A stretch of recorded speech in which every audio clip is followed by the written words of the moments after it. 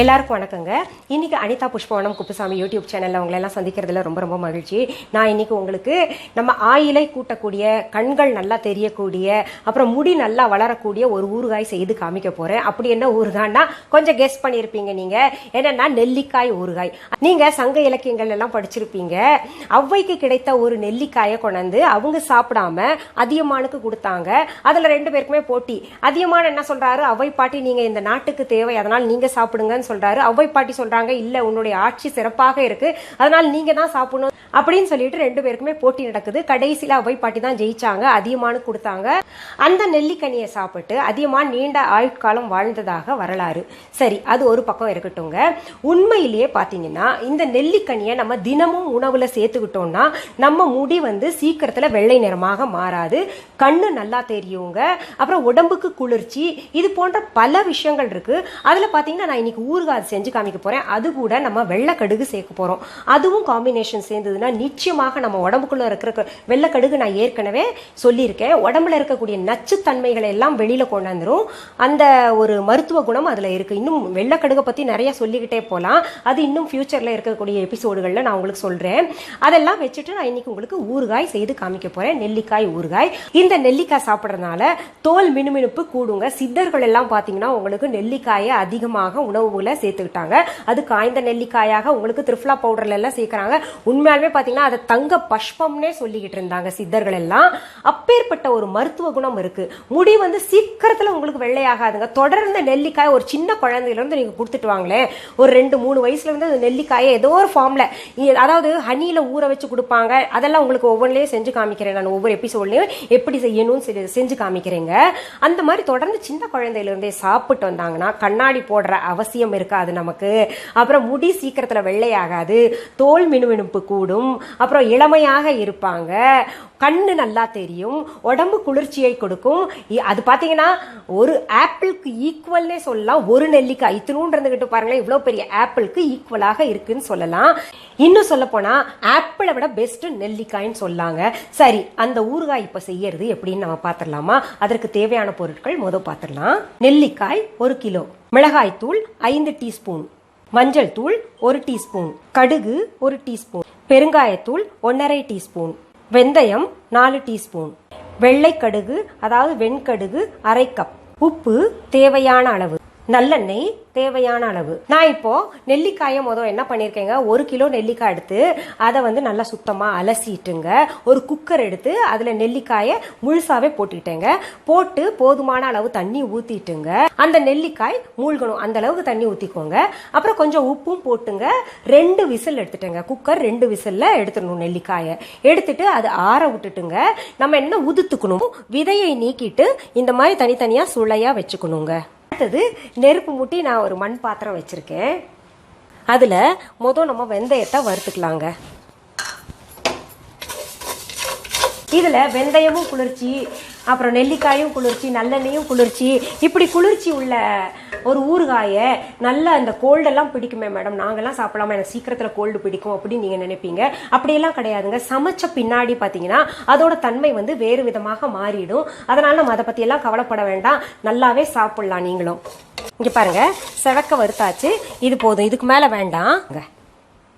வறுத்தது ஒரு மாதிரி dark brown ஆற வரைக்கும் நல்ல மனம் வரும் வெந்தயம், அந்த மாதிரி வறுத்து எடுத்துக்கணும். அடுத்தது நம்ம என்ன பண்ணும், அடுப்பை பற்ற வச்சுட்டு அதே மண் சட்டியில நல்லெண்ணெய் ஊற்றிக்கலாங்க. இப்போ நான் இந்த மண் சட்டியில 5 டேபிள் ஸ்பூன் போல நல்லெண்ணெய் விட்டுருக்கேங்க. அது சூடாகட்டும். அப்புறம் நம்ம இன்னொரு அடுப்பை பற்ற வச்சுங்க. இங்க என்ன பண்ணலாம்னா இந்த கடுகை லேசா வாட்டி எடுத்துடலாங்க. ரொம்ப சுவையை தரும், அது உடம்புக்கும் நல்லது, சுவையையும் தரும். இன்னொன்று கெட்டு போகாதுங்க. ஏன் எண்ணெய் சூடாயிருச்சுங்க, அதுல நம்ம என்ன பண்ணணும்னா கடுகு போட்டு தாளிச்சுக்கலாம். நல்லா கடுகு வெடிச்சிருச்சு இல்லையா? அதுல இப்போ நம்ம மஞ்சத்தூள் சிம் பண்ணிக்கணும். மஞ்சத்தூள் சேர்த்துக்கலாம். என்ன எடுத்தோன்னா மஞ்சத்தூள் சேர்க்குறீங்களேன்னா அது கொஞ்சம் கலர் கூடுதலாக கொடுக்கறதுக்காக என்ன பண்ணுவாங்க, நார்த்தில் எல்லாம் ஃபர்ஸ்ட் எண்ணெயில் மஞ்சத்தூள் இந்த மிளகாத்தூள் எல்லாம் போட்டுருவாங்க, நல்லா கலர் கொடுக்கும்னு. அதுக்கப்புறம் இங்கே பாருங்க, நெல்லிக்காயை போட்டுக்கலாங்க.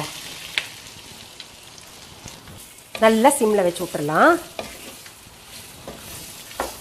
ஆஹா, கலர் பாருங்க இப்போவே. அந்த எண்ணெயில் எப்போவுமே மிளகாத்தூள் சேர்த்தோம்னா நமக்கு கலர் கூடுதலாக கொடுக்கும். பொரியல்ல கூட அங்கே அப்படிதான் செய்வாங்க. இந்த மஞ்சத்தூளும் மிளகாத்தூளும் சேர்த்துருவாங்க, ஏன்னா நிறத்தை இன்னும் கூடுதலாக தர்றதுக்காக. இப்போ பாருங்க, கொஞ்சம் சிவப்பாயிருச்சு வெள்ளைக்கடுகு, போதும். நம்ம வெடிக்கிற வரைக்கும் காத்துக்கிட்டு இருக்க வேண்டாம். அதையும் எடுத்து நம்ம வெந்தயத்தில் சேர்த்துக்கலாங்க. இது ஆறட்டும். இப்போ நம்ம இதில் என்ன பண்ணணும்னா, இந்த பெருங்காயத்தூள் இருக்கு இல்லையா, அதை சேர்த்துக்கணும். நல்லா சேர்த்துக்கணும் பெருங்காயத்தூள், நல்லா வாசனையாக இருக்கும். அப்புறம் உப்பு ஏற்கனவே வேகும் போது நம்ம போட்டிருக்கோம், இப்போ கொஞ்சம் சேர்த்துக்கலாம். நீங்கள் நடுவில் உப்பை பார்த்துக்கோங்க. இப்போ நான் பாருங்க, இது வறுத்து வச்சேன் இல்லையா, வெந்தயமும் வெண்கடுகும், அதை மிக்சி ஜாரில் போட்டு குறைன்னு அரைச்சிக்கிறேங்க. ஒரு ரவை பதத்தில் நம்ம அரைச்சிக்கணும். இப்போ பாருங்க, நம்ம மிக்சியில் அரைச்சது எப்படி இருக்குன்னு பார்க்கலாம். இங்கே பாருங்க, ரவை மாதிரி இருக்கு பார்த்தீங்களா, இந்த பக்குவத்தில் அரைச்சிக்கலாம். ரொம்ப நைஸாக அரைச்சா நல்லா இருக்காது. இப்போ இதையும் நம்ம இந்த நெல்லிக்காயில் போட்டுக்கலாங்க.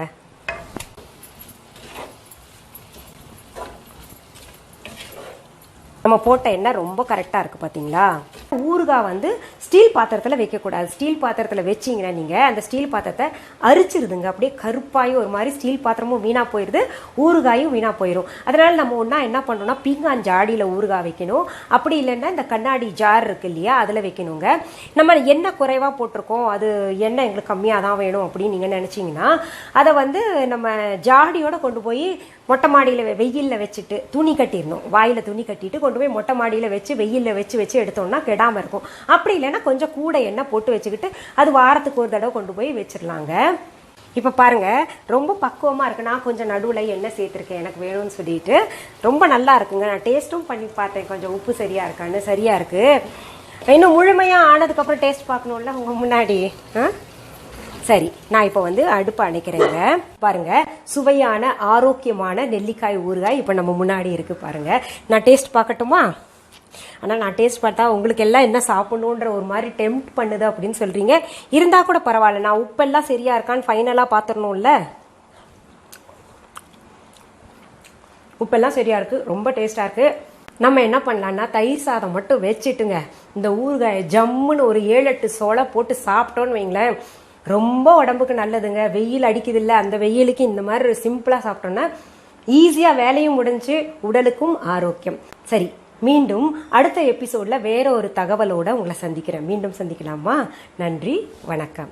அன்பான வாடிக்கையாளர்களே, உங்கள் விஹா ஸ்டோரில் பூஜை பொருட்கள், சிலைகள், ராசிக்கற்கள், வாஸ்து பொருட்கள், விதைகள், பாரம்பரிய அரிசி வகைகள், சிறுதானியங்கள், ஆர்கானிக் பொருட்கள், மூலிகை எண்ணெய், மளிகை பொருட்கள், மரச்செக்கு எண்ணெய், மரப்பொருட்கள், வெள்ளி ஆபரணங்கள், கிஃப்ட் ஆர்டிகல்ஸ், காட்டன் மற்றும் பட்டு புடவைகள், காட்டன் சுடிதார்கள், பட்டு பாவாடை, குழந்தைகளுக்கான விளையாட்டு பொருட்கள், ஹை குவாலிட்டி இமிடேஷன் நகைகள், வீட்டு உபயோக பொருட்கள், ஜூட் பேக்ஸ், ஹேண்ட்மேட் சோப்ஸ், அழகு சாதன பொருட்கள், சிறுதானிய பிஸ்கெட்டுகள், ஹோம் அப்ளையன்சஸ், இன்னும் பற்பல பொருட்கள் விற்பனைக்குள்ளது. விஹா ப்ராடக்ட்களை நீங்கள் வாங்க விரும்பினால் அது எங்களுடைய viha.online வெப்சைட் மற்றும் சென்னை ராஜா அண்ணாமலைபுரத்தில் உள்ள எங்கள் விஹா ஸ்டோரில் மட்டுமே கிடைக்கும் என்பதை தெரிவித்துக் கொள்கிறோம். வேறு எந்த ஆன்லைன் வெப்சைட்களிலும் விஹா ப்ராடக்ட்கள் விற்பனைக்கு கிடையாது என்பதை நீங்கள் கவனத்தில் கொள்ள வேண்டும். எங்கள் விஹா ஸ்டோரின் விலாசத்தை கண்டறிய கூகுள் மேப்ஸில் விஹா ஸ்டோர் என்று டைப் செய்தால் வழியை கண்டறியலாம். www.viha.online வெப்சைட்டிலும் விஹா ஸ்டோரின் அட்ரஸ் உள்ளது.